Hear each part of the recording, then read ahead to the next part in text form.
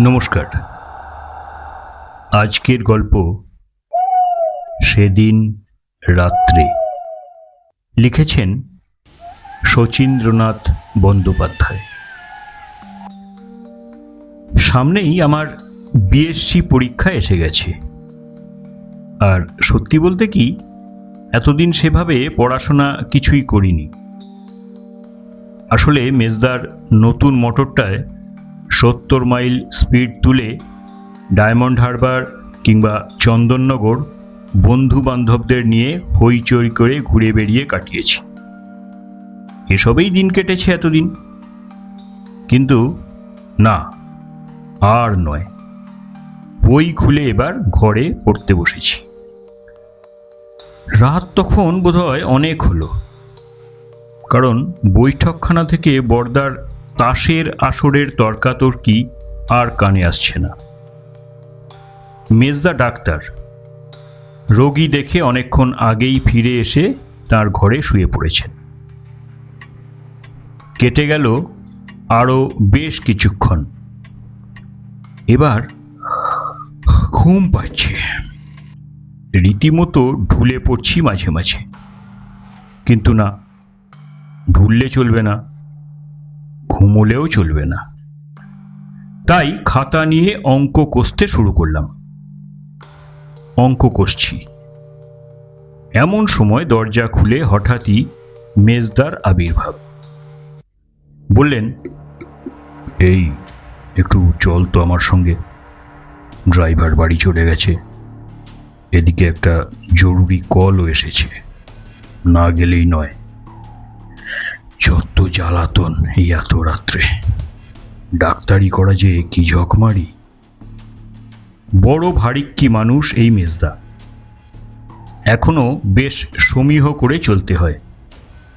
বর্দা হলে না হয় একটু আপত্তির গুনগুনানি তুলতাম, কিন্তু মেজদা, ওরে বাবা, তবেই সর্বনাশ। তাই নিরুত্তরে চললাম মেজদার সঙ্গে। গাড়ি বার করলাম গ্যারেজ থেকে। মেজদা এসে পাশে বসলেন, আর ভেতরে বসলো একটি মধ্যবয়স্ক গেঁয়ো লোক। এই লোকটি বুঝি ডাকতে এসেছিল মেজদাকে। ওই বোকাশোকা ভালো মানুষ গোছের লোকটার মুখের দিকে তাকিয়ে মনে মনে যা চটলাম ওর ওপর, তার বলার নয়।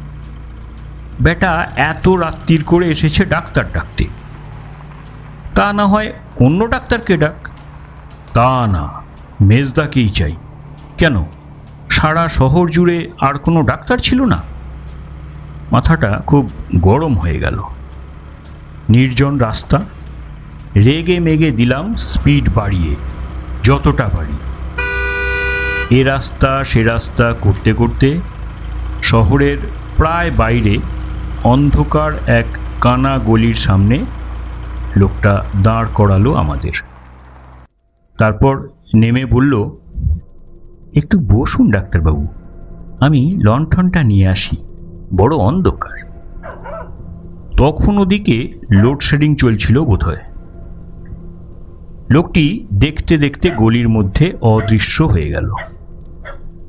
আর ঠিক তার কয়েক মুহূর্ত পরেই গলির মধ্যে থেকে বেরিয়ে এলো আরও একটি লোক, ওই অন্ধকার থেকেই।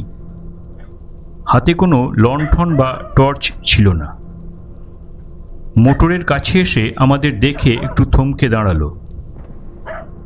ডাক্তারবাবু বুঝি? মেজদা বললেন, হ্যাঁ, আমিই ডাক্তার। লোকটি বলল, আর দেখে কি করবেন বাবু, রোগীর ওদিকে যা হবার হয়ে গেছে। বলেই আর দাঁড়ালো না, গাড়িটার পাশ কাটিয়ে চলে গেল যেন অন্ধকারের মধ্যে কোন দিকে। তারপরে এলো সেই আগের লোকটি, লণ্ঠন হাতে। বলল, আসুন ডাক্তারবাবু। মেজদা যথারীতি গেলেন তার পিছনে পিছনে। কিন্তু কি আশ্চর্য, ফিরে এলেন একটু পরেই, যেন পলক ফেলতে না ফেলতেই। একটা সিগারেট ধরাবার ইচ্ছে ছিল, তারও ফুরসত পেলাম না। মেজদা হাতের ব্যাগটা রেখে দিয়ে এসে বসলেন আমার পাশে।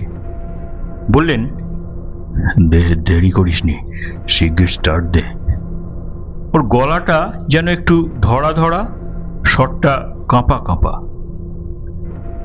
দিলাম গাড়ি চালিয়ে।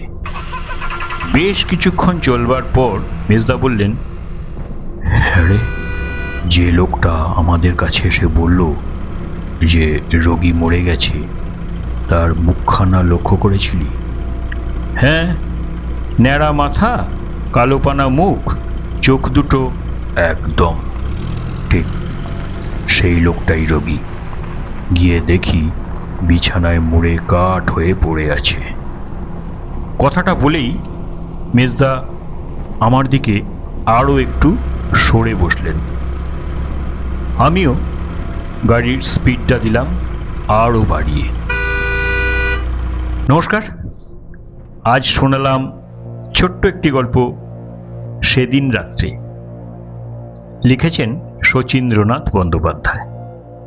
কেমন লাগলো অবশ্যই জানাবেন, আর যদি ভালো লাগে তাহলে অবশ্যই আমার চ্যানেলটা সাবস্ক্রাইব করে আমার সাথে থাকুন, পাশে থাকুন, আর শুনতে থাকুন বাংলা সাহিত্যে আপনার প্রিয় লেখকের আপনার পছন্দের গল্পগুলো, আমার গল্প পাঠের আসর শাল্টুদার গপ্পতে। সবাই খুব ভালো থাকুন, সুস্থ থাকুন, আনন্দে থাকুন। নমস্কার, ধন্যবাদ।